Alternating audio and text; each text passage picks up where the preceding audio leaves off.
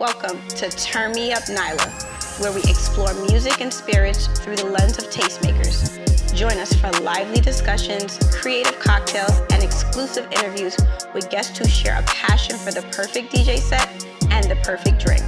Celebrate the diversity and vibrant tapestry of Black-owned businesses and creative talents with us every week. Turn Me Up NYLA, where the beat and the vibes never stop.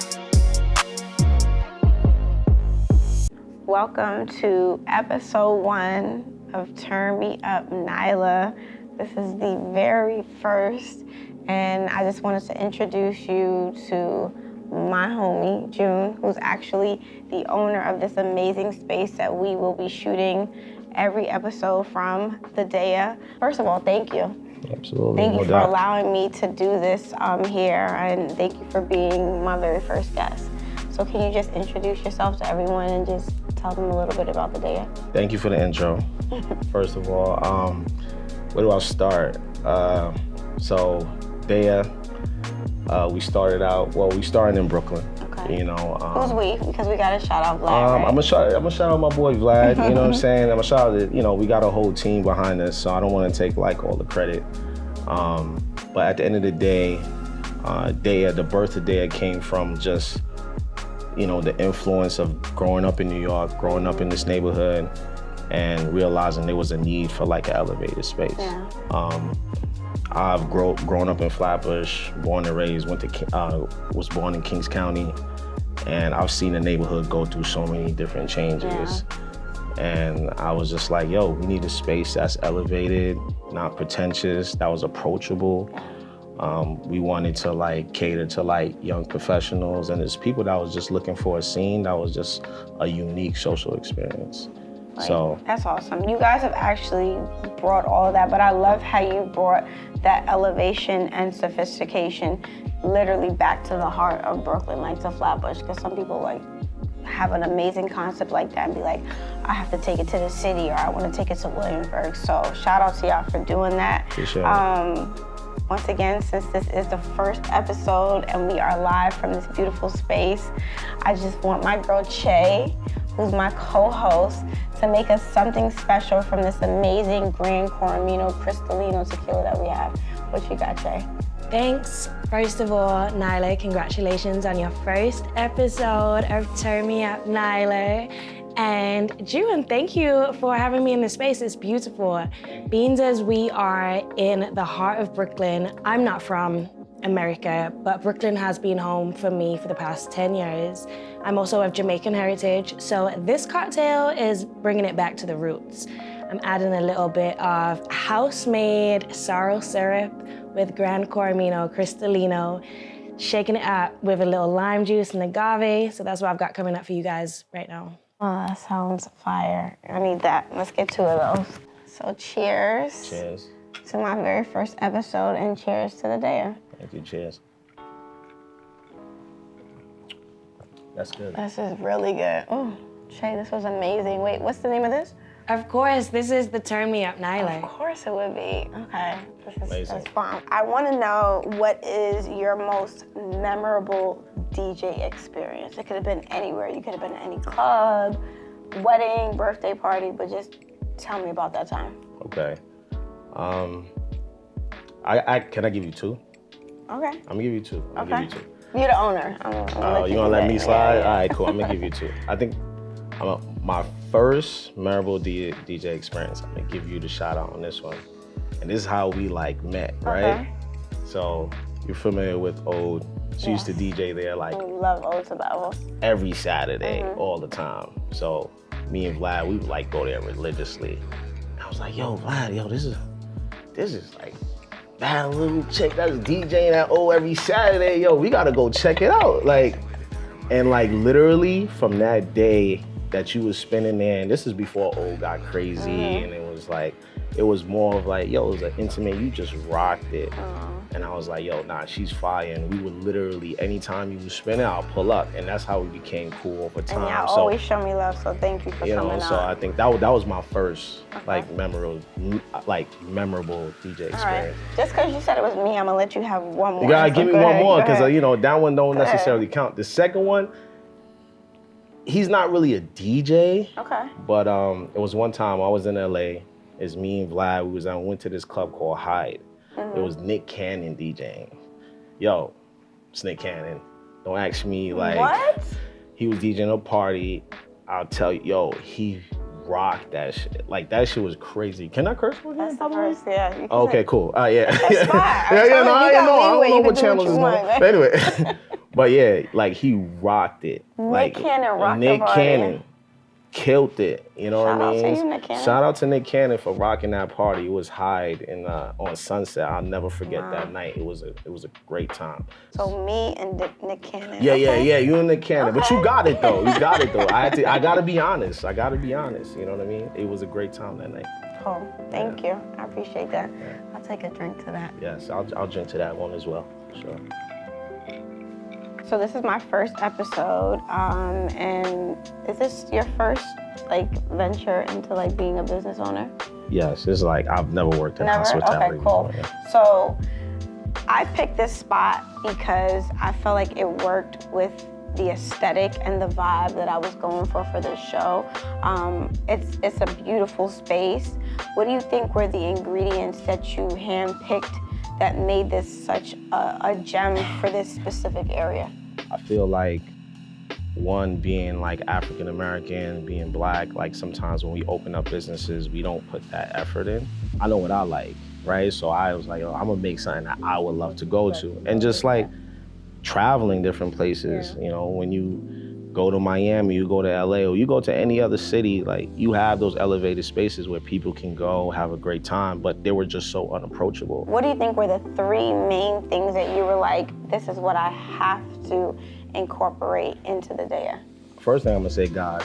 You know, we'll give thanks to number one that. in everything. Being the number one in everything. So we drink go to drink that. to that one right there. I'll drink to that one too. Right. You know what I mean? I think the three things that I focused on was, one was the aesthetic. Two was having like a great selection of DJs. I wanted to make sure the music was on point, the aesthetic was on point, and also just like the service, like, you know what I mean? I just wanted to make those three things. I wanted to make sure the place was built in a way where it just felt right, it just felt convenient. The colors. You guys have hit You it know. on the nail with all of that. You do such a great job with like your DJ selections that you guys use here. What's your process that you like use to like hand select Right. the DJs here at the DEIA? Well, the first thing is I rock with the people that are like I've known, right? So I'm gonna start there, right? I think the second thing would be just if I've been to your party and you understand, you know, and you've DJs like intimate spaces before and just like know that we're not like a club or anything like that. So it might be a little challenge to like understand what songs to play. And I just rock with the people that I've known, just being out and building those relationships with a lot of DJs that, you know me over the years, and a lot of new DJs that I've just met that's come into this space and they send me their mix. I just really look at like how they transition, you know, their transitions. He really listens. He really I listen to does. the He mix, will you know what I listen to your mean? mix, Because a yeah. lot of DJs don't know how to transition. Yeah. They just switch songs. So I think the transitions are really important, and how you know, understanding like if a DJ walks in, everyone's sitting down. Yeah. So how do you get people to like really rock out while they're sitting down, keep that same energy over a long period of time? And I just, from a DJ standpoint, I appreciate that you guys allow us to be who we are in these spaces. Like, it's never like you're trying to tell us what to play. It's just like, you know, if you hired us, then you trust in us that we're gonna, you know, keep the vibe the way you want it. So thank you for that. Absolutely, absolutely. I'll let y'all do y'all thing. I ain't a DJ, so I ain't gonna. I think he wants to be one though. I think you would be a good one though. Yeah, it was like a small moment where I wanted to be a DJ. I got Serato, I put it on my laptop, but that was You just short-lived. need more tequila. Exactly, You right. I didn't have the patience for it. I was like, yo, I'll leave somebody else. And my boy Vlad was gonna be my manager too, so we gave that up pretty quick, so, you know what I mean? Your attention to detail is so impeccable with this space. You guys have a lot of vinyl scattered around. Once again, like, what was your idea behind like doing that? Like putting the vinyl and do like each of the ones that you pick, are they like special to you? Well, I wanted this space to feel like when you walk in, it's like you sitting in someone's living room, right? So, and I wanted you to feel like we're not just a bar, but you're gonna get some, you're gonna hear some good music, but we're not necessarily some good food. You're gonna get, you can have a good drink, and the vinyl just, prepares you for that. Just puts you in that mindset, like, all right, this is not just the bar. Like, I'm gonna hear some music. I'm gonna vibe out. You know what I mean? We do like funk, soul, R&B, some old school hip hop, just to kind of like break it up a little bit. And it just puts you in a different mood, you know what I mean? So it's just keeping things interesting and constantly like rotating out like the different types of DJs that come in here. What's next, like, for the brand? Like, where else do you see the DEIA at? Like, where else could you envision being at? Well, first and foremost, we're new. Like, this is like, Very we're new. like babies. Very, very new, yeah. We're like crawling, I think, stage. I think immediately next is really building this place and setting us up for like longevity. Absolutely. We definitely want to expand into other places because my goal is to like just build the brand. Okay. And seeing, I don't want to be just another spot in Brooklyn, and a lot of spaces, in Brooklyn, they're just like there, right? So we want to build a brand where there's no intention behind it. Exactly. And there's a lot of intention behind this. Absolutely. So I want to make sure we set ourselves up for success and be able to expand our city. We are looking at other places right now. Okay, so if you can give me one place anywhere that you can see the DEIA at, anywhere, where would it be?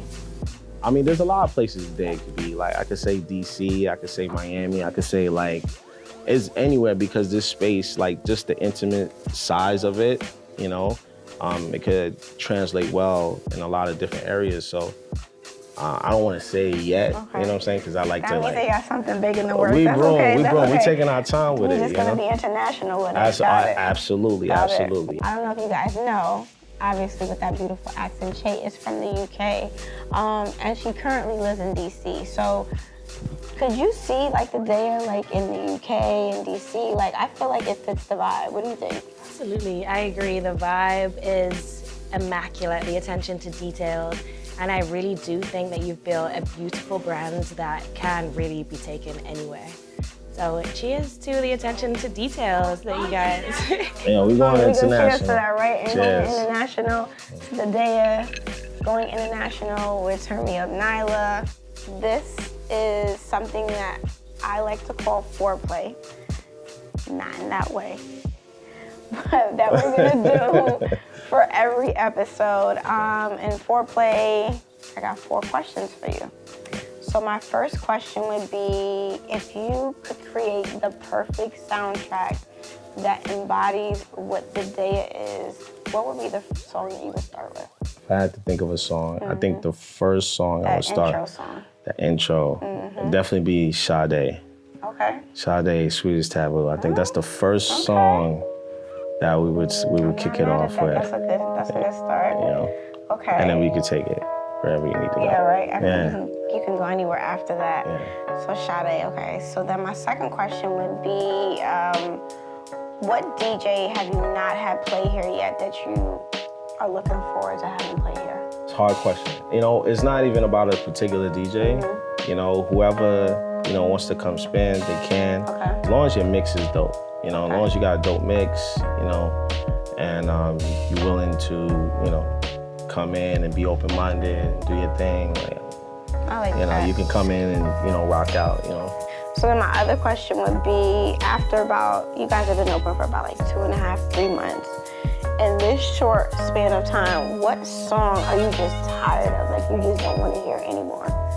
I don't have a song that I'm tired of yet. Okay. Because the rotation has been changing so much. And I do that on purpose so it can keep things fresh so people don't get used to certain things. Got it. We know that the DEIA is a vibe and it's beautiful and it's here in Brooklyn and everybody should come to it. But if you could just have like a night off to go anywhere in the world and just spend some time, and it's not at the DEIA, but to give you that same vibe, where would you choose?